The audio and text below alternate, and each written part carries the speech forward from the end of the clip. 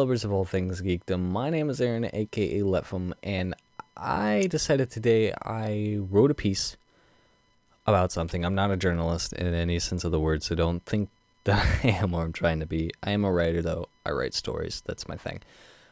But I wrote a piece about something recently. I've been hearing a lot of talk and, opinions about comic book movies today, the last couple of years, give or take. I guess the last 10 years, you would want to say. Along with the new Batman v Superman trailer and the new Civil War trailer that just came out recently.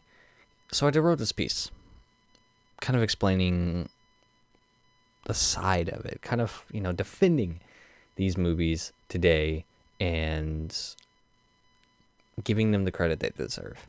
Mostly aiming towards the Man of Steel movie and the Amazing Spider-Man movies with Andrew Garfield in them, and how they kind of changed the way we view Spider-Man and Superman. Oh, that voice crack. So, we're going to start with... Okay, actually, before I go any further, let me say, yes, I am not a journalist. I don't plan on being a journalist. That's not my kind of thing. But I do like talking about these kind of things and trying to explain opinions that aren't exactly the biggest opinions out there, but kind of overshadowing what we hear. We hear all these bad things about these movies and all these raw, harsh opinions about things that it don't make sense. And I want to try to explain them in a way that doesn't seem like, it's angry or, backlashing or attacking the people for the opinions that they have, because you are attuned to your own opinion and you're allowed to have them.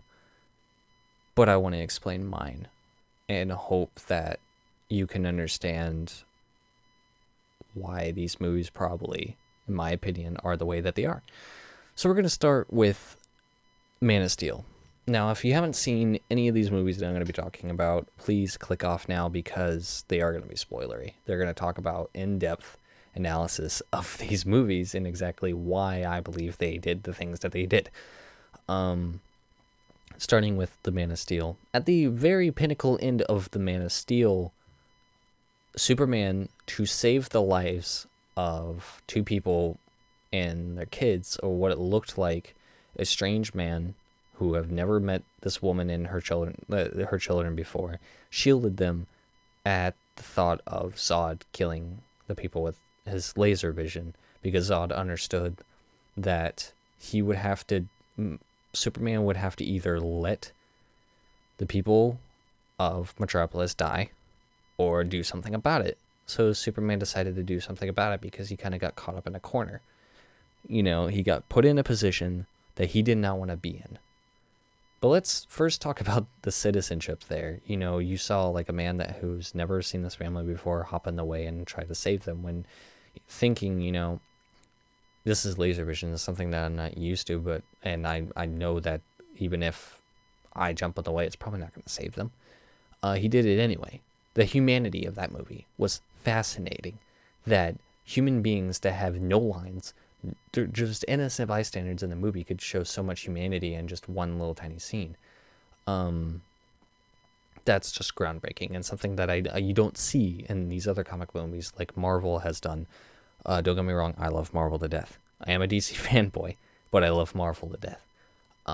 This is not to backlash them, but I've seen a lot of humanity in DC movies. I've seen a lot of humanity in Marvel movies, but we're on Man of Steel at the moment. As Superman is holding Zod's neck in the palm of in both of his hands, holding him in a chokelock, I guess you should say. He decides that the only way to stop Zod from killing those innocent people was to snap his neck. Now, if you all know Superman, like everybody else knows Superman, the reason why they attacked this movie so hard is because, one, it was really dark. Two, they treated Superman as if he wasn't a human being or an earthling, but he's not. He's an alien from outer space as Superman, not as Clark Kent. Clark Kent, he is as much human as anybody else, but he knows his real identity is Superman, Kal-El. And he is an alien. He's not from this earth, so he needs to be treated as such. And that's what I like about these movies, is they're treating them as what they exactly are. Not from Earth, not from around here.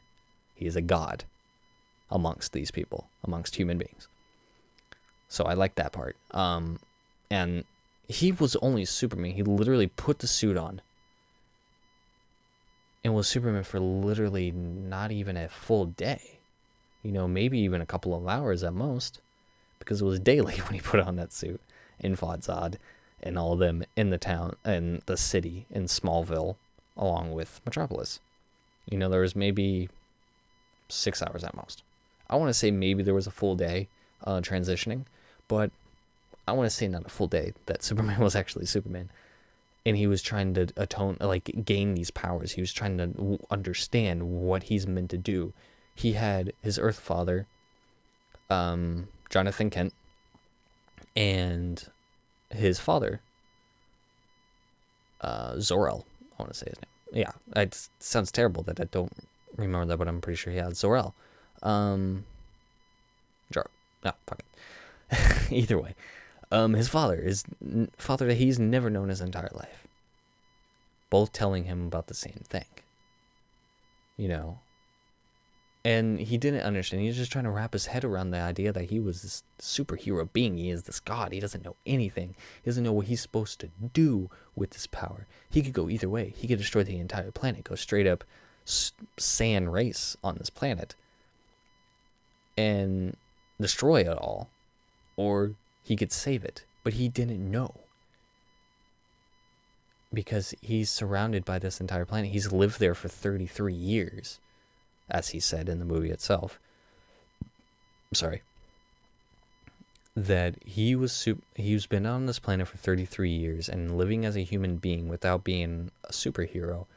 He's been a part of these terrible acts from terrible people, where he, and when he was a teenager, he saved the bus from a river. He saved all these kids' lives. And the mother of this child decided, oh, he's a terrible child. He's a human. He's disgusting. Something's wrong with him. You need to get him checked out. Seeing these terrible people, seeing how the world is, and he was trying to think what he needs to do. At this point, this is the very beginning of Superman. This isn't Christopher Reeve's Superman. This isn't George Reeve's Superman. This is Henry Cavill, Zack Snyder's Superman. And they did it in the best way they could think to make this relatable, grounded to the core, what a realistic superhero would look like. And a realistic superhero, someone who just came out of wedlock and became a superhero, would act the way this man acted. He broke Zod's neck. He killed him because he needed to save those people. He doesn't have his moral compass. He doesn't kill people in the comics, but he did in this to save the human beings because he didn't have that full moral compass at his disposal. Now, coming in to Batman v Superman, as we see in the trailer, he is atoning for that, and he's still learning exactly what he should become. Now, before I get into the Batman v Superman trailer, because it's going to be really in-depth, I want to hop on to the Amazing Spider-Man movies and defend that Peter Parker. And I'm hoping that the new Peter Parker is going to be somewhat around that. As we know, they want to try to make a John Hughes Spider-Man movie, which would be great, but we have to see what Spider-Man's going to be like in Civil War first, which I will talk about later as well, because I'm going to go into depth of the Civil War trailer, both Batman v Superman Civil War trailer. So, going into the Andrew Garfield Spider-Man, everybody is attacking because, he's not wearing glasses at the very beginning. He's wearing contacts. Everybody's calling him a hipster. Okay, so fucking what? He's supposed to be a 17-year-old boy in 2012, as of 2012. That was modern day for that movie. When that movie came out, he was 17 years of age, basically. That's exactly what a 17-year-old was. 2012, I was 20 years of age, and I dressed like that, because I was still, young. I was still around that age, those between, 17 and 20 isn't really that big of a deal when you're changing clothing. He was acting as he lived in New York as a kid, who cares exactly how Peter Parker's supposed to dress?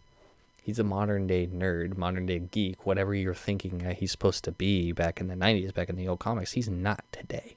He wouldn't be like that today. Because if they would have dressed him up like that today, you dressed him up like the Tobey Maguire movie, it wouldn't be accurate. It would not be relevant at all. You know, I was a young kid, like, 8, 9 years of age when I saw the Tobey Maguire movie. And, oh no, a little bit maybe older than that, when I saw the Tobey Maguire Spider-Man, and I didn't feel connected with that. I knew that Spider-Man. I watched that Spider-Man as a kid, but that wasn't the Spider-Man that I knew and love, you know, that I could, like, relate to. I related more with the Andrew Garfield one because I was older. I was around that same age at that time, and I understood that. And people in 2000, when they could relate to that Spider-Man, but nobody could relate to Andrew Garfield. They relate to him now, and that is the Spider-Man we need. Spider-Man and Peter Parker is supposed to be a kid. He's not not an adult. It's not like Captain America, because you see all these superheroes in the Avengers in this Marvel Cinematic Universe as adults, and they are exactly as they were in the comics because of that specific reason, because they are adults, and adults, they wouldn't change that much, especially Captain America, because, you know, he technically is still living in that time period that he lived in. He just dresses a little bit differently. His morals is still the same as they were. But back on to Peter Parker, that's exactly how he would dress, exactly how he would act in this day of age, regardless if he was a nerd or not, because they're more accepted now. You know, you could be nerdy, you could be sciencey, you could be whatever you want to be, and you can still dress and be whatever you want. There's no social norm for that now. Anybody could be smart. It's not bad to be smart. It's not bad to be like that Peter Parker, and he could be whoever he wanted to be. Now, as we continue throughout the movie, Uncle Ben dies, you know, as he would in the comics. He got shot, and Peter takes this dark turn. He takes a very, very dark turn. What do you think he was going to do? I mean, in the Tobey Maguire version, he hunted him down.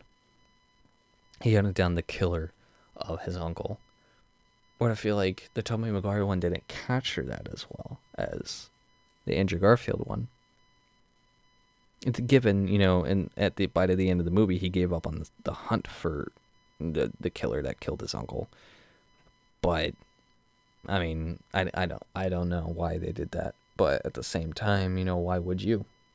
If you could never find the killer of your uncle, I mean, you might as well give up. You should give up, because that's not your responsibility, you know, has a toll. He has a responsibility as a person with these powers to do something about it, to do something about the crime that was going on in a city. And so he decided to focus away from that. But at that time, he was in a very dark place, in anybody would be. I don't get where people get off saying that, not to attack anybody for this. Obviously, you can have your opinion. You don't like this Spider-Man because he's not like the Spider-Man from the comics that you know and love. And that's fine. The Spider-Man that we know from, Peter Parker that we know from the comics, aged, actually. He actually aged throughout the comics, and he's in his 20s. And now, from what I understand in the newer comics, he's kind of like become Iron Man, whereas Miles Morales became the Spider-Man, Peter Parker that we knew, because he, you know, he's in Queens in New York saving people as a teenage kid, trying to deal with his abilities, whereas Peter Parker is now an adult, head of a company, all this stuff. He's not, of course, it's going to be the same Spider-Man as he did in the comics, because he actually aged. This, we're going back to the roots, and we're doing it in a modern day. You can't tell me that you wouldn't go as dark as this Peter Parker did, as dark as the mood went and as the director turned it. You can't tell me that you wouldn't have been that dark. If someone you know and loved was gunned down, and essentially it was your fault, because it was Peter's fault that Uncle Ben got shot. He can't have himself to blame for it, though, because it was done and over with. You can't hold that upon yourself forever. Now, coming on to the new Peter Parker, I hope, you know, we're not doing the origin story anymore, but I hope to see a lot of, I mean, the actor Tom Holland said that he wants to take some things that Andrew Garfield did, and I'm glad to hear that. I want him to make his own Peter Parker, but at the same time, I want him to be a Peter Parker that people can relate to. He's supposed to be that way, because the MCU is lacking a lot of star power in the children department. There is so many young heroes in the Marvel universe, the comic universe, and they need to come into the cinematic universe, and it's going to start with Peter Parker. They have a lot of potential with this Peter Parker. If they want to make $1 billion movie, they need to make him right in Civil War. And that the individual Spider-Man movie will make millions upon millions upon millions of dollars if they do this Peter Parker right. Which, of course, they can do him right. Tom Holland, I feel like, is Peter Parker now. You know, I don't see anybody else now. Because this kid is Peter Parker now. And he has the responsibility of being Peter Parker. And he's going to kill it. He's going to do so well as Peter Parker. And I can see it. But the writing standpoint. As they write this character, they need to write him properly. Civil War was a very gigantic milestone for Peter Parker. They need to do it right. And Spider-Man can hold the rest of the Marvel Cinematic Universe after the rest of the characters are gone. Once they get, if they ever get rid of Iron Man, if they ever get rid of Captain America, all the other superheroes, Spider-Man can hold the rest of this universe on the back of his shoulders, and Tom Holland will be able to hold it. I feel like he has the chops for it. He's a 19-year-old kid supposed to be playing a 15-year-old Peter Parker. You know, he's got this. I believe it. But now I want to move on to talking about the trailers for Batman v Superman and Civil War. Since we started with Man of Steel, I kind of want to start with Batman v Superman. Now, if you've seen the trailer yet, if you haven't, please go watch it before you listen to the rest of this segment of the podcast, of my piece. Because I'm going to be talking about nothing but the movie. I mean, the trailer. We open with, you know, a party scene. I guess that's at Lex's mansion, or I guess his newly built office, which we've seen pictures of, and I think this is where this plays out because the steps look like it. Clark Kent and Bruce Wayne meet each other for the first time. Now, everybody thought this movie, that DC is being too dark, that DC is getting too gritty with it, and there's going to be no jokes. I don't care who you are. That movie would be terrible if they didn't have wit between Bruce Wayne, Clark Kent, Superman, Batman. That is who they are. Their personalities clash too freaking hard for there to be too much, to be wit, not be wit. Like, they have to get into squabbles at one point or another. And that's the first thing we literally see. It sounds dark, but it's funny to the viewer. And then Lex comes in as comic relief, which Jesse Eisenberg, I think, will do a great job as Lex. I think we haven't seen enough as his Lex Luthor to really ground an opinion. I want to say that nobody can really have an opinion on this Lex Luthor until they see the movie.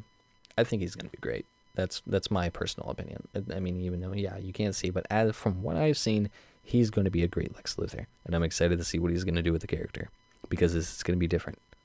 This movie is already different from the casting of Lex Luthor. Batman, Superman, and Wonder Woman were cast perfectly. They're their comic book counterpart. Bruce Wayne. I'm already doing it. Ben Affleck is Batman. He is Bruce Wayne. Ever since I saw him cast, I was like, but then I saw his face next to comic book Bruce Wayne, the animated series Bruce Wayne, and he is Batman. He is Bruce Wayne. Same with Henry Cavill as Superman and Gal Gadot as Wonder Woman. Sorry if I mispronounced her last name wrong. But, you know, this opens in with the wit. This whole entire trailer got crowded with comedy in it, along with badass scenes. I literally watched this trailer like 15 times because I'm so excited about this movie. Then we get introduced to something that I was hoping I probably wouldn't have seen, but at the same time I'm okay with seeing, because we kind of needed to see the true antagonist of this movie, because we know that it's not just going to be Batman versus Superman. They have to have a threat to put them together. Doomsday shows up in the trailer. Everybody's making fun of how he looks. He evolves, people. Like, I don't get how you could sit there and make fun of something. I mean, cool, yeah, he looks funny at first, but don't sit there and think that the rest of the movie is the rest of his time in the DCEU, DC Extended Universe, that's what they're calling it now, instead of Cinematic Universe. Don't think that he's gonna look like this for the rest of his days in this universe. He's not. He's gonna evolve. He did it in the comics. He did it in the animated movie. He's gonna keep doing it. Now, another thing that a lot of people are thinking, this has to be around the end of the movie. or at least the last half of the movie before things start getting really, really south. If it does end up being 3 hours like I'm thinking. People are thinking, why ship Doomsday in there? He's a very essential Superman villain. Exactly, he is a very essential Superman. He killed Superman in the comics. He killed Superman in the animated movie and made him disappear. He's not going to die. They might beat him, but he will not die, and he will be coming back. I promise you that. I guarantee you that. This is not the last we'll be seeing of Doomsday. This is just introducing him, because that is a very heavy thing to be showing in the middle of a Superman flick, and not even knowing when we're going to see a solo Superman film. We're supposed to be getting 3 Batman solo films. I haven't heard anything about a solo Superman film yet, but they're going to happen. We don't know when, but they will.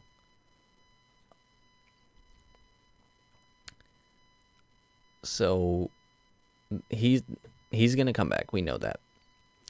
The nightmare scene, which I'm going to go ahead and say either this is a dream or this is the setup for Darkseid. Those creatures flying in the background remind me very much of Darkseid soldiers. So this is either a dream that he's going under, Scarecrow gas, or something completely different. I have no clue. I don't know what this is. Nobody can really tell us what it is. We've seen at Comic-Con that that costume for Batman is called Nightmare Batman. I don't know. I really don't. I can't say. I mean, the only thing I can think of is that in Justice League Volume 1, New 52 issue, in the movie, Batman puts on, this weird ass like coat to try to disguise himself so he can go in and save Superman from Darkseid. Maybe this is the setup for that. Aquaman's in this movie. Most of the Justice League is already in this movie. I don't know where they're going with it. But this movie has to be 3 hours long. But I'm defending this movie right now because this is going to set up exactly the problems that everybody had in Man of Steel. It's going to answer all the problems. Superman's going to be put on trial by both the government and Batman. Because Batman is pissed. He lost his company tower in Metropolis. Several of his people have died. Of his own company under his watch have died. Because he gave up the mantle of Batman that he's been holding for 20 years and he didn't see this coming. This is out of his freaking league. Because all the 20 years that he's been Batman, he's never once encountered this. Once. So he's going to see this for the first time, and he's going to be going after him under pure rage, especially because he lost Jason Todd to the Joker, which we see in the trailer, that he sees the Robin costume that the Joker just spray painted on. He's not going to lose anybody else, and he's not going to let that happen. He's going to go straight for Superman, and he's not going to freaking stop until Doomsday happens, obviously. But the government and Batman are going to put Superman on trial for what he did, and Superman is going to come into the character that he needs to be. Just because it takes 2 movies, there's nothing wrong with that. So people need to stop jumping the gun. Now let's jump onto the Civil War trailer. I was very disappointed to not see anything about Spider-Man. I really was. But this is a teaser trailer. When the real trailer comes out, we better see something about Spider-Man. That is exactly what needs to happen. That they're hiding it too hard. Yeah, it's nice to see it in the movies and everything. I'm fucking skeptical as hell about this Spider-Man because Marvel, yeah, they've made great movies since 2007, 8, 7 or 8 was when they started the Marvel Cinematic Universe, and they've been making great movies since then. Yeah, great movies, but not groundbreaking movies. Iron Man was great. Iron Man 2, okay. Iron Man 3, we're not going to talk about that. Thor, fine. Thor: The Dark World, really cool. Avengers, everybody blew their freaking minds about that one. Age of Ultron was good. It was great.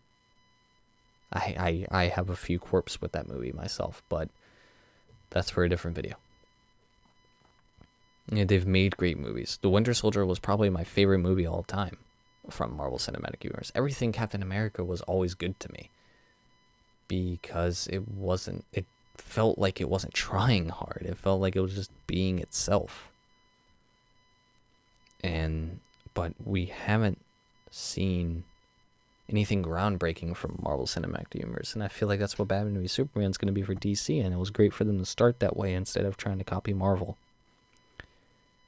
But with Civil War, and it's a Captain America movie with a bunch of Marvel characters, it's basically Avengers 2.5. And that's what everybody's calling it, Avengers 2.5. I thought they should have did the entire phase as Civil War. Do a Civil War movie from a different perspective.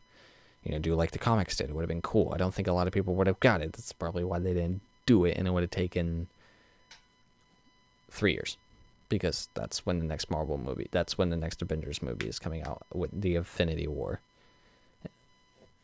Oh, don't get me started on that thing. That thing hasn't been set up properly at all. Not to attack. That's actually very attacking, and not to attack it, but all we're getting is gems, and we haven't really seen a good setup of Infinity War yet, and I hope that gets filtered out through the rest of Phase 3. But with Civil War, we have Black Panther fighting on the side of Iron Man, which I think has to do with the fight in South Africa, in Africa. I think, with the Registration Act, Black Panther goes on the side of Iron Man, sorry, to fight against Captain America because he was kind of the reason why shit went down in Africa with Crossbones. This is based off pictures that we see and everything like that, so the reason, if you're very confused, that's why. Crossbones is in Africa, and he fights Captain America, things go south. I feel like that's where they find Bucky as well. Bucky is in Africa, they, everything like that. These are my thoughts, but I think he's there. But we know shit goes down in Africa. General Ross shows up and it was like, okay, we got to do this Registration Act thing. You're based on too much power. You have too much power, and you think that you can get away with it, and you need someone to watch over you, so that things go bad, we can take care of it. Obviously, Captain America doesn't like that because S.H.I.E.L.D. kind of was corrupted by Hydra. And now the government's trying to hop on this wagon. Instead of S.H.I.E.L.D., it's the government now. It's the whole entire United States government after Captain America and his crew that are on his side. Everybody was thinking from this teaser trailer, which I can understand. You have to wait till the next trailer, obviously. But everybody was thinking this is all about Bucky. This is not about Bucky. This is about the superheroes have too much power, and they think they can get away with it. They can do whatever they want without being supervised. And that's what Iron Man is getting on. He's scared. He's trying to make sure that the people that he cares for doesn't die, and he thinks he can do that by the government. So he sides on that side with Scarlett Johansson's character, Black Widow. I don't know why she's on that side. I would like to see, but that's the only character I really can't understand why she's on the side of them. Maybe she's scared too. Because too much is going on, too much out of her control, because she is only a human being. We'll see about that one. Spider-Man, in the comics, Spider-Man was on Iron Man's side. I get that. Well, you flip-flopped. But I haven't seen anything about Spider-Man.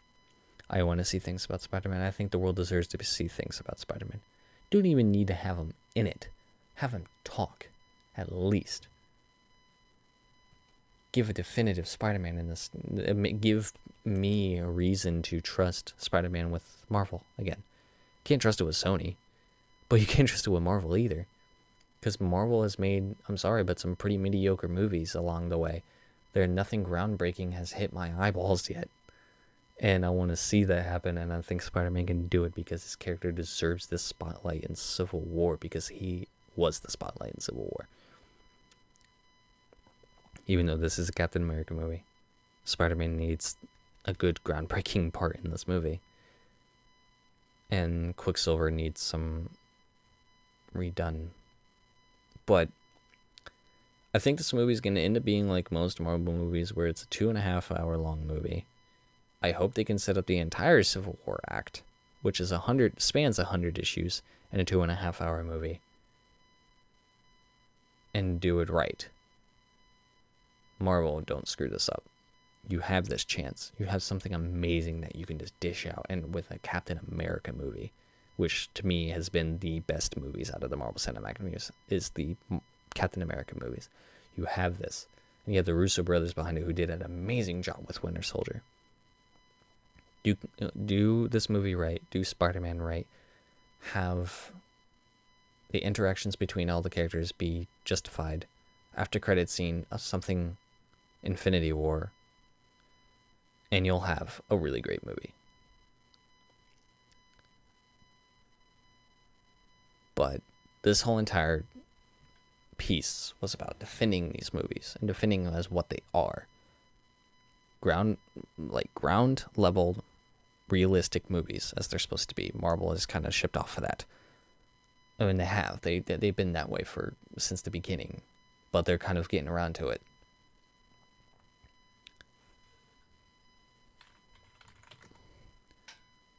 But everyone needs to understand, and I hope this cleared things up, that